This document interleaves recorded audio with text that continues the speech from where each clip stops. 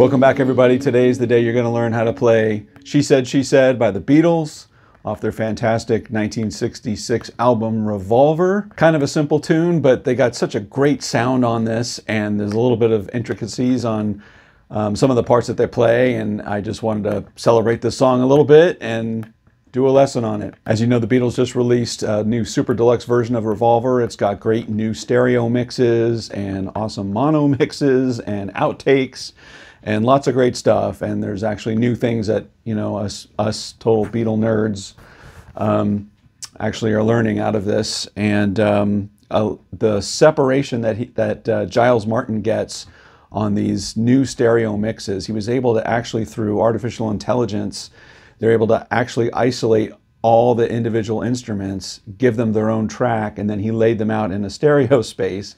And one of the things that does is that illuminates some of these guitar parts that were sort of overlapping each other and maybe not super clear. And this is a song where I think some of that was revealed, at least for me, a lot more clarity. So we're going to cover that today. Hey, if you haven't done so already, please jump down and click subscribe and ring the bell. Let you know every time I drop new content, which I do every single week. Also, if you're looking for other ways to support the channel, I appreciate that. There's thanks right down, super thanks right below, which is like throwing a tip in the tip jar. Or you can join my Patreon page where I have chord charts and tabs for all the lessons like this that I do on YouTube and some other extra goodies on there too. So I would love to see you there. By the way, I'm going to be doing something new for my Patreon members starting with this song. I'm going to have some jam tracks of this song where I'll have specific rhythm guitar pulled out or lead guitar pulled out so you can play along with all the other instruments and me with whatever piece of the song that you want to. So that's now available for my members on Patreon. And there's even a store. Check the link down in the description. Okay, She Said, She Said. So this is such a fun tune. And the little story behind the lyrics was during their 1965 tour, they were staying in you know, one of the hills up, or one of the houses up in the hills in LA. And one of the people that were sort of coming in there during these parties was Peter Fonda. You know, Peter Fonda, son of Henry Fonda. And I guess he was super high on LSD, and he was walking around talking to people there, and he was saying things like, you know, I know what it's like to be dead. And a lot of the lyrics that John actually wrote the song about, John would talk about it. He was like super annoyed that Peter Fonda was following them around saying these creepy things. But, you know, he got a song out of it, so that's sort of the inspiration of the words for the song anyway. Okay, for the tone, I'm going to be using my new Dr. Robert pedal, which is put out by Acclam, and they really designed this pedal to emulate the 7000 series Vox amps that the Beatles were using during these, or starting to during these 1966 Revolver sessions. They have a particular sort of solid state preamp section and a tube power section, but this pedal is designed to emulate that, and it does a really good job on these songs, especially for Revolver and into some of the stuff on Sgt. Pepper. Just fantastic. Can't recommend it enough. Not sponsored by them, by the way, but I'm a fan of the pedal and wanted to show it off. Okay, so the rhythm guitar part. So believe that John Lennon was playing the rhythm guitar and he was using his Epiphone Casino on this one. To get the sound that I need, that sounds most like the record, I'm on my neck pickup. And I'll share the settings on Dr. Robert that I've got for the rhythm guitar on here down below in the description. So you don't want a lot of dirt on this. It wants to stand out. It's clean, but I think it's better sounding on your neck pickup on a guitar configured like this. But you'll notice I'm capoed on 1, so this song is in B flat, and I always thought it was either in A or B, and they slowed it down or sped it up. But through one of the outtakes on this record, it sounds like it's not. It sounds like it's straight up in B flat. You hear their voices talking in normal speed right up until the take, the backing track take happens, and so I guess it's in B flat. So there you go. So we're going to capo on 1, and you're going to play your chord shapes. I'm going to use the word, the chord names as if the capo wasn't there. All right. So the chords for the verses are basically an A7 chord or A7 shape. Okay. G. And I think you got to get both these on here with your G. D shape. All right, and those are sort of the main three that are happening on the verse. So,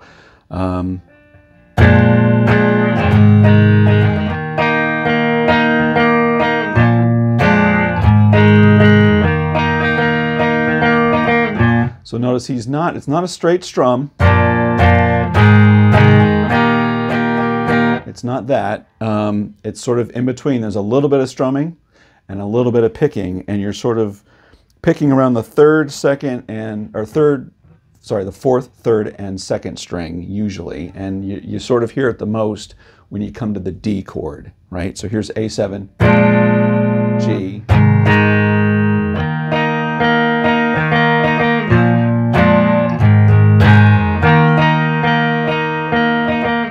it's sort of minimalist, you know?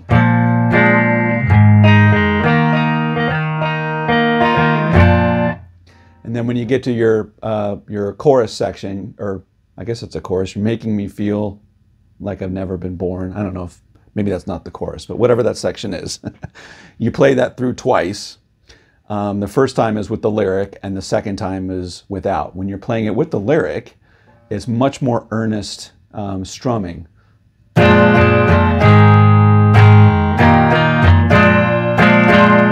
You know, John, a lot of the time when he's playing rhythm guitar, he's very up and down and strong. It's not a light touch at all that most of the time when he's playing rhythm guitar, it's kind of his thing. But the first time it's like that.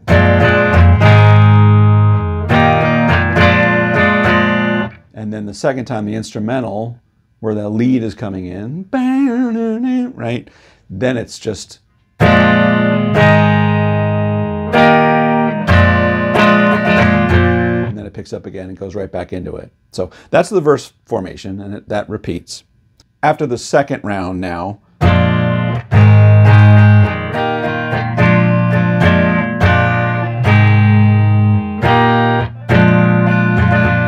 it goes into the bridge section. And the bridge section is where you've got this really clever and cool time signature change that's going to happen. And one of the reasons that it changes is because Lennon had a completely different snippet of a song that was not part of this originally. And he wove it into this, which they would often do. You know, they'd have pieces and bits of songs and they would knit them together. The second, you know, the song that he inserted into here was in a waltz time, was in 3/4 time, okay? And how they get there is interesting because you sort of start into the section, you have 2 measures of 4, and then you just have measures of 3 after that, right? And it sort of falls like this. 1, 2, 3, 4, 1, 2, 3, 4. So that's 2 measures of 4. That's when he's saying, she said, you don't understand what I said. That was 2 measures of 4. 1, 2, 3, 4. 1, 2, 3, 4. And then from that point on, where the no, no, no's, it starts in 3/4 time. No, no, no. 1, 2, 3. 1, 2, 3.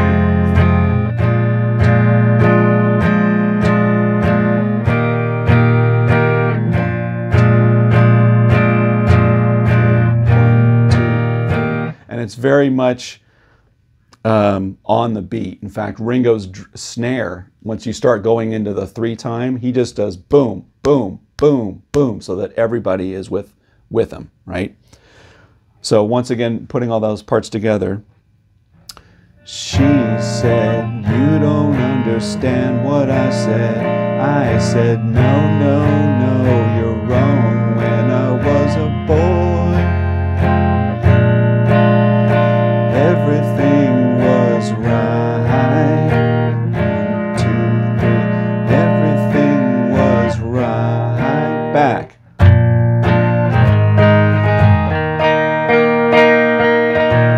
You're back into 4 time. So we breeze past those chords, but those chords, once you go into the When you go into that bridge section, during the measures of 4, it's just A7s and Gs.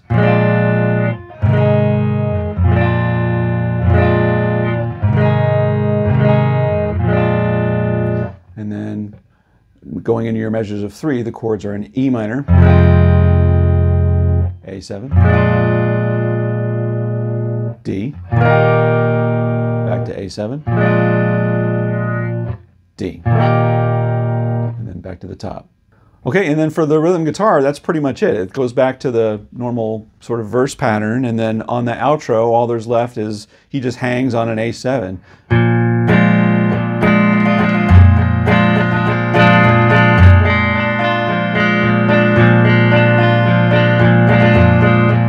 It's sort of a mix of strumming and picking, but, you know, pretty minimal. But that's pretty much it for rhythm guitar. Now let's talk about the lead guitar parts. So George Harrison's lead guitar parts are brilliant. He plays, I believe he's playing on his SG, his 64 red SG. And just another great example of, he plays a part that is pretty minimal, but it completely serves the song and the vibe of the song, and it's perfect. There's actually 2 takes. So what you're hearing on the record is there's one take that he played along, I think live with the backing track that they laid down, and then he overdubbed another, mirroring, adding a little bit, again with the SG. So you hear that predominantly in one side of the speaker of your headphones, and you'll hear the original take sort of in the other one. So now all these lead guitar parts I'm showing you, they're sort of the approaches, and I'll show you where they sort of fall into the song. But I want to promote a guy who's got a great channel, and he does a lot of Beatle related material where he brings them all together in a cover version of the song, but you can see all the guitar parts played at the same time. And his name is Sam Popkin, and I'll link his link to this video, to She Said, his cover of that, which is awesome. But go check his channel out. It's great stuff if you're into Beatles stuff. So what you're hearing off the bat, the intro riff, is actually both guitars going at the same time, but the main riff is played like this. So you're thinking right off of the bat, it's basically just off of a major scale, right?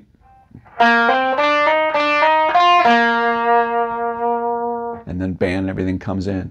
Now the difference here, they sort of split those 2 lead guitars. So the original lead guitar does that, and then you sort of don't hear it. The overdub lead guitar, I think, is a little more dominant, and it mirrors that, and it adds on something after. So it goes something like this.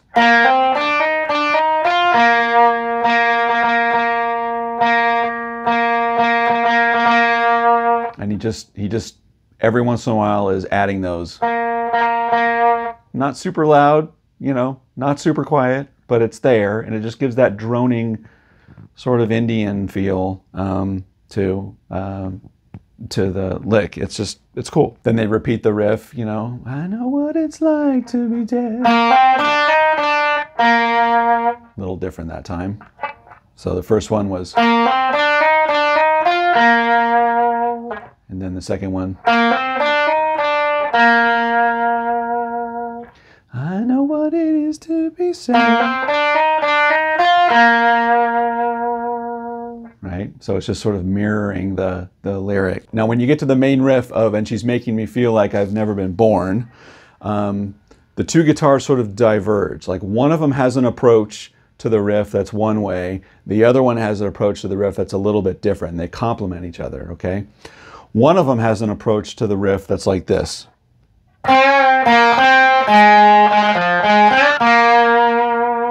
And that's one that I hadn't really fully heard before this mix. So that one has this approach. The other one has this approach.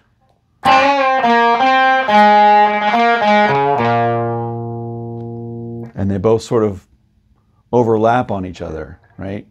So a little different, but when you lay them on top of each other, it's sort of like 2 + 2 = 5 kind of thing, right? So now where that comes in exactly is when the lyric is singing, and you're making me feel like, the first guitar starts the riff on here and then plays it fully through. Right? So that's one of them. And then when the second one comes in to play over it, they're both playing at the same time. And that's what the second one plays at the end of it. So both of them are playing this at the same time. So, and what I love about that is it doesn't sound like it's a really clean and perfect bend. You know, you're not doing like a full bend. You're not doing, right? It's more like a, but it's not exactly that, a half bend either. It's maybe less than a half a bend.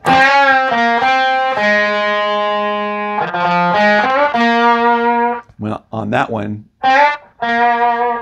you sort of get up there, but it's all about feel on that riff.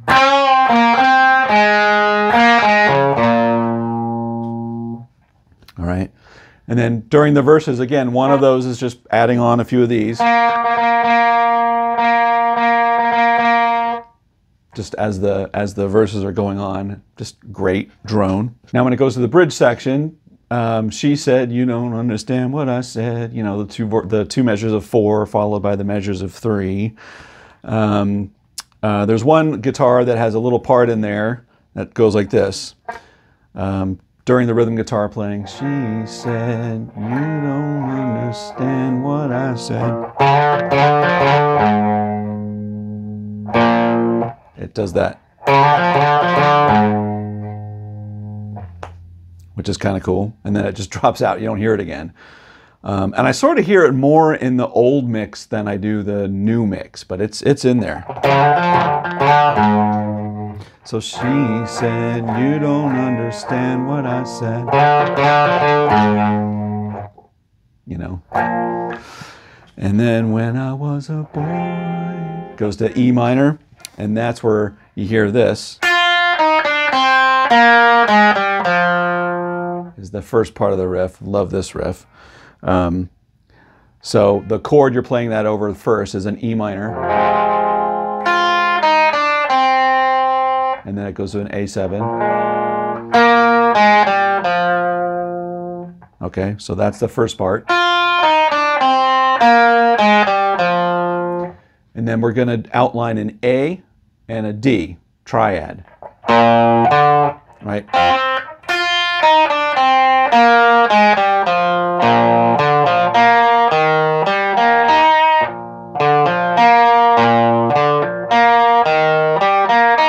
So that's during the measures of 3 is where that's happening. So let's count that off.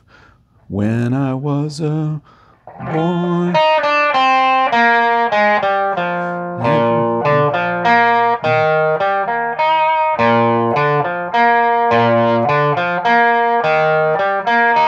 I said, even though you know what you know.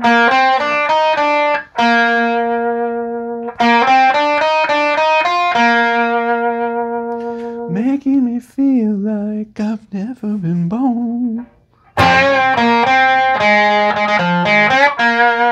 And then finally during the outro where it's just vamping over an A7, you're just sort of, you know, improvising over that A major sort of figure. She said.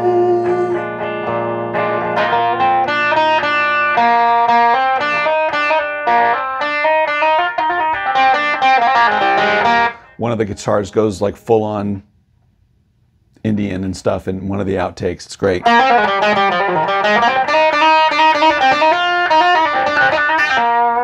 It's great. But do what you will on that part. It's just improvising over that A major scale.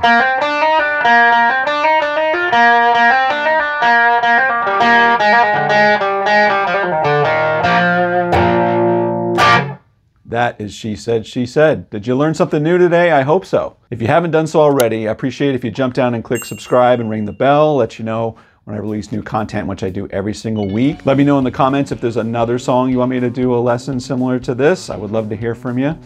And until next week, take care, everybody.